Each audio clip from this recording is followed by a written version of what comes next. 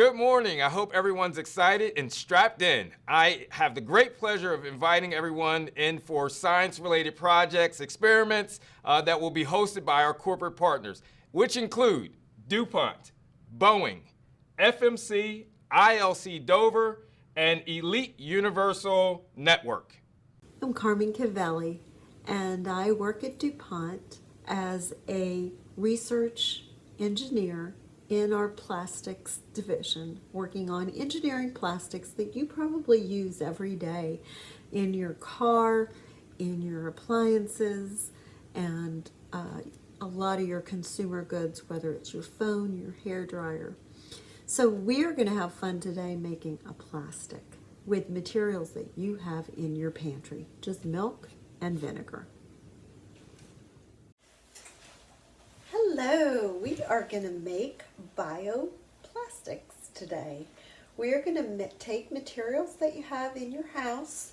All you need is some milk and white vinegar, and it would be great if you have a slotted spoon or perhaps a strainer and a measuring spoon for a tablespoon.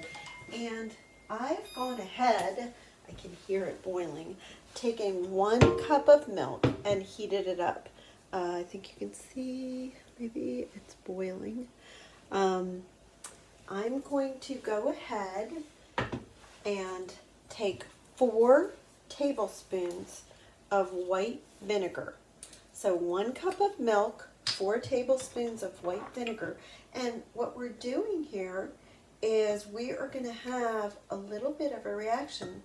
Now, vinegar is acidic, and so the acidity of the vinegar is going to draw out the proteins in the milk and will create, and hopefully we can see this as I begin to pull this in. It will take the milk, which is a milky white material, and oh yes, we'll pull out these proteins, and I think you can see we've created these little curdles, and so instead of being white and milky now, we have a yellow watery base with these white solid particles in there.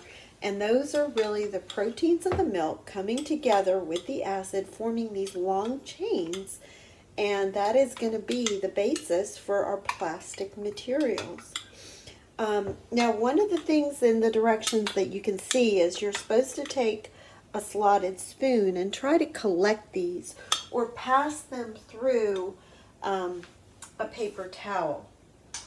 So I thought what I would try to do is I've got a strainer, and I thought I would perhaps put a piece of paper towel down, assisting with the spoon, and try to strain out, because the idea is we want to collect as much of this curdled material as we can, because that is our plastic. So it's pretty cool that we're making plastics out of milk. And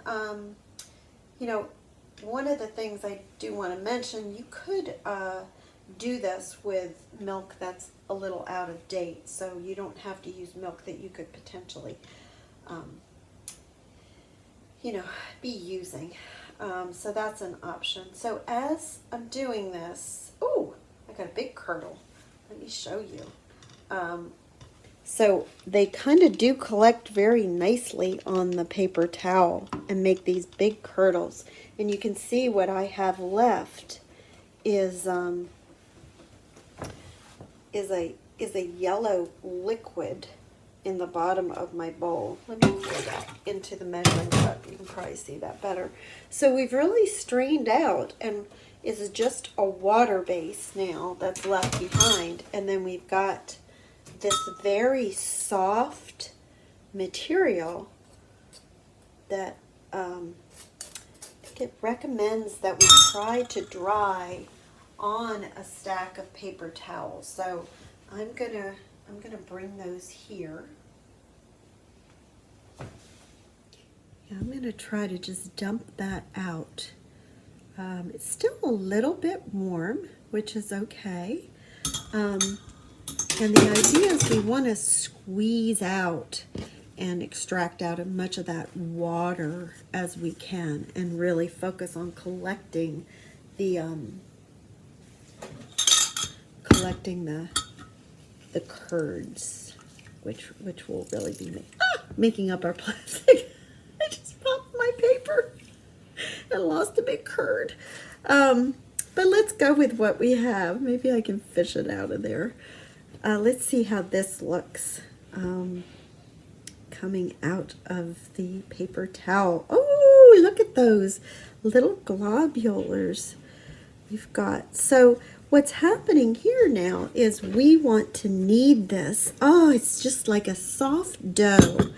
And you can just play with that and make whatever shape you want. One of the things you can do now while it's still warm and pliable, so within the first hour or so, you can decide to add some color by adding food coloring to it. So I'm going to try making this blue and see what happens.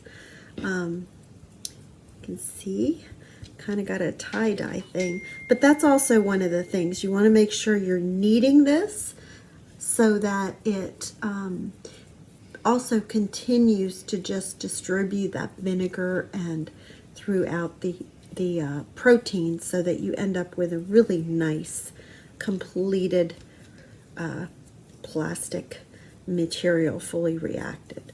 So you can feel the dough that we're making is really nice and soft, and it's actually fun to play with. So I'm gonna try using I always want to make a blue duck. So I think I need to make some more. So I'm going to make some more of this in terms of a blue. So I'm going to use it all. And I have a cutting little cookie cutter that I'm going to, okay, so I've kneaded the dough, and I'm just going to, and I've dyed it. So now I've got it. Just can roll it out. You can play with it, make whatever shape you want. I have a cookie cutter of a duck that I wanted to use, and I want to make a blue duck. So you can see it's very, very pliable. And so what I did is just cut that out, and I've got the duck, and we're going to let him just sit there and dry. You can take this additional material that I'm rolling around, make yourself something else out of that, and it's really fun. I hope you can see there's a lot you can do here with science of just making materials out of what you've got at home. So this is a biomaterial that you've made, a bioplastic, and hope you've had fun. Thanks. So I hope you had fun making your bioplastic out of milk and vinegar. And again, what happened here when we saw those curds forming? We heated the milk, added it to an acidic vinegar, which caused the proteins in the milk to come together and precipitate out, making this casein plastic material out of the proteins. And we formed a little dough, which we were able to ply by kind of squeezing out the water, filtering out the water using our paper towels, getting it to be fairly dry. We could color it, play with it, mold it into whatever we wanted. And the curdling process that we see is not unlike what you do in forming cheese. However, the curds that we made are not going to be delicious and would not advise trying to eat them. But they are, a way for us to utilize the proteins and make it into a useful material.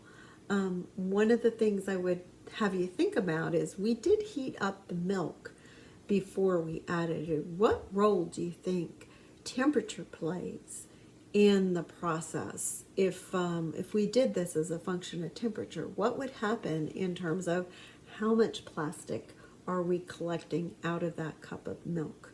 might be an interesting experiment. The other variable, the other knob that you can turn in this experiment is how much vinegar we added. We added 4 tablespoons for 1 cup of vinegar. If we added less or if we added more, what do you think would happen in terms of how much plastic are we collecting, or what does the plastic look like? The other thing I will, just as a tip, I was doing it on a plastic cutting board. I decided to kind of lift it off of the plastic cutting board. You might want to think ahead, maybe leave it on wax paper or parchment paper so that you can allow the material to dry out. It will harden and it will become a nice hard plastic, and I hope you enjoy what you made and had fun with science.